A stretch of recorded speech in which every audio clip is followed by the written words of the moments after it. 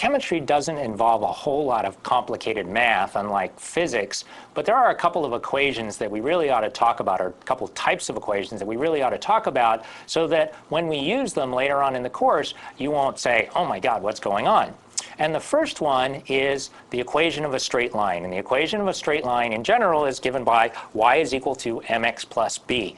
And here, x is the variable, and m is something called the slope, and b is the intercept. So here's a plot of a straight line, and b is the y-intercept, meaning that when you plug x equals 0 in, right, here's the x-axis, so when we plug x equals 0, then this whole term is going to be 0, and we have y equals b. So b is the y-intercept. Now the slope is given by m and slope is defined to be rise over run. So this is the rise, and this is the run, and all you have to do to calculate the slope is pick 2 points and calculate or measure the rise. So in other words, this is 8/10 up, and then the run is 2, and so m is equal to the slope, which is rise over run, which is equal to 0.4. So in other words, the equation of this line, b is 1.2, so you just extrapolate or interpolate what b should be. So the equation of this straight line is y is equal to 0.4, which is m,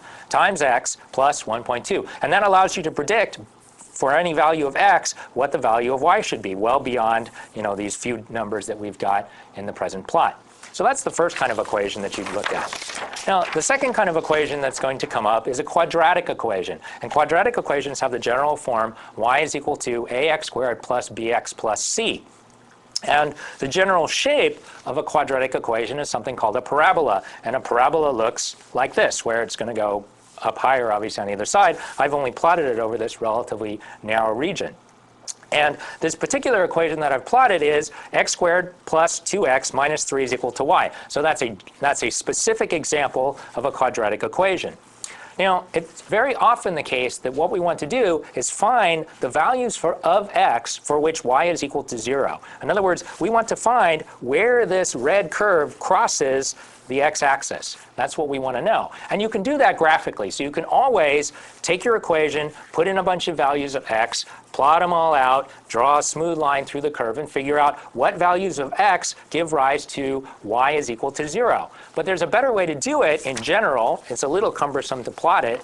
And the way you can do it is by something called the quadratic formula. And the quadratic formula says if we express our quadratic equation in the form ax squared plus bx plus c, then the value of x at which y is equal to 0 is given by minus b plus or minus the square root of b squared minus 4ac over 2a. And one thing to remember is there are always going to be two answers, and the two answers represent when we take the positive square root of what's under the radical, and when we take the negative square root of what's under the radical. Now, for chemistry in general, only one of those two answers is going to give a physically meaningful result. But for a mathematician, either answer is equally correct. And this thing, x is equal to minus b plus or minus the square root of b squared minus 4ac over 2a, is known as the quadratic formula. Again, what it gives is the values of x at which this equation is equal to 0. So for our equation that I plotted on the previous page, if we plug in for a is 1, b is 2, and c is minus 3, so here are our answers, our values plugged into here. Again, there are two different square roots. We evaluate this thing, and we get that x is equal to 1 and minus 3. And so those are the roots of the equation. And if we go back and look at the graphical representation, we can see that the roots were indeed 1 and minus 3. That's where the equation is equal to 0, where the value of the equation, y, is equal to 0. Now that's going to be useful when we do equilibria for reasons that would become really clear once you get to equilibria. Now, the last thing I'd like to talk about in this tutorial is the notion of a logarithm. And when I took logarithms in 11th grade, my teacher made the entire class say this mantra. And the mantra was, a log is an exponent. So say it with me. A log is an exponent. If you can remember that a log is an exponent, I think this is going to make a lot more sense to you. So here's the idea. If 10 to the x is equal to a, then x is defined to be the log of a. So whatever value of x that you plug in here, such that 10 to the x is equal to a, what we say is that x is the log of a. So a somewhat trivial example, the log of 1,000 is equal to 3 because 10 to the third is equal to 1,000. Now, it may seem that we can only use exponents that are integers, but, or whole numbers, actually integers, whole numbers, whatever. The point is there actually is a continuous function such that there is a value of x, a one-to-one correspondence between values of x and values of a. And that's what we call the logarithm. X is the logarithm of a. These base 10 logarithms, and sometimes we call it log and sometimes we call it log base 10, are what we call the common scale or the Naperian log, the common log or the Naperian log. And we use this when we talk about pH.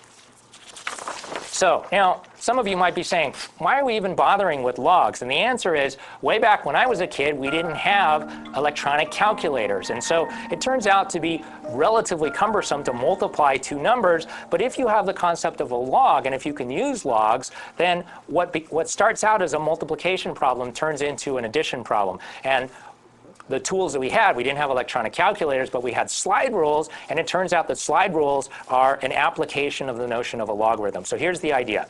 If we have two numbers, 10 to the x and 10 to the y, when we multiply them, the product of these two numbers is given by 10 to the x plus y.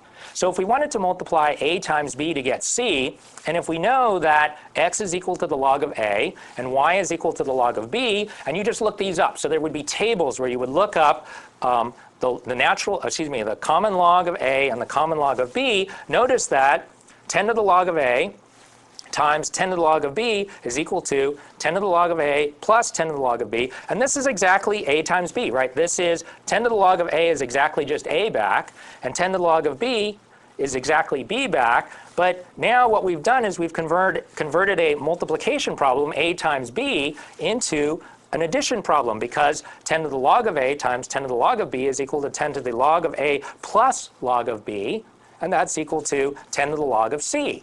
So by using logarithms, we can convert multiplication problems into addition problems. Almost totally irrelevant now that you have electronic calculators. For us, where logarithms are going to be useful is the idea that you can collapse a series of values that span a great number of orders of magnitude into a relatively smaller scale using logarithms. That's what the pH scale is all about. If you don't really understand what I'm talking about at this point, don't worry about it. When we get to studying pH, it'll become much more clear. Now, there is another kind of a logarithm. Still, a logarithm is an exponent. The natural logarithm is known, abbreviated ln, and it is e to the x is equal to a instead of 10 to the x is equal to a. This is called a natural logarithm of a, and where e is given by 2.71828 ... It's a transcendental number, meaning that unlike 10, it's not expressible with a finite number of digits. Why do we use natural logarithms instead of common logs or Naperian logs? And the answer is nature happens to obey things that look like natural logs rather than Naperian logs. And so the evolution of the concept of a natural log came about. Turns out things like radioactive decay involve things like natural logarithms, and so that's why it becomes useful. So when we talk about rates of radioactive decay, the concept of a natural logarithm is going to be useful. So again, there's not a lot of complicated math in chemistry, but there are some functions that you really do have to be aware of and really understand. The equation of a straight line, a quadratic equation, and you really do need to understand what a logarithm is. Now, what does that mean? Well, okay, so you don't have to really understand how the logarithm works so much anymore, but you absolutely have to know how your calculator gets those numbers. And so, for instance, if you can use these to double check to make sure you understand how your calculator works. So for me, I would take 3.16 and I would put that into my calculator, and then I would hit the log button, and this is the number that would come out. Now, the relationship between significant figures in our original argument and our logarithm is that the number of decimal places in the logarithm is equal to the number of significant figures. So in this case, we have 3 decimal places in the logarithm, and that's because we have 3 significant figures on our original argument.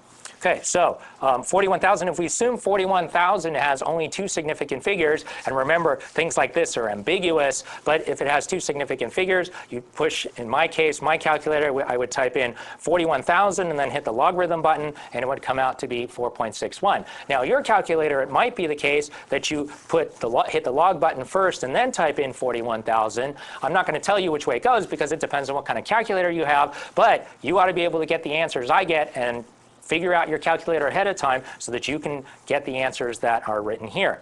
Now, the opposite of the logarithm is the anti-logarithm, but you're not going to typically find an anti-logarithm button on your calculator. What you're going to find is a 10 to the x or an e to the x button. And so to get, if 0.53 is the log base 10 of a, what is a? The way you get it is you put in 0.53, and then you hit the 10 to the x button. And 10 to the x will give you what a is. So that's 3.4. And let me skip these because the concept is exactly the same, except now it's the natural logarithm, so it's the log base e.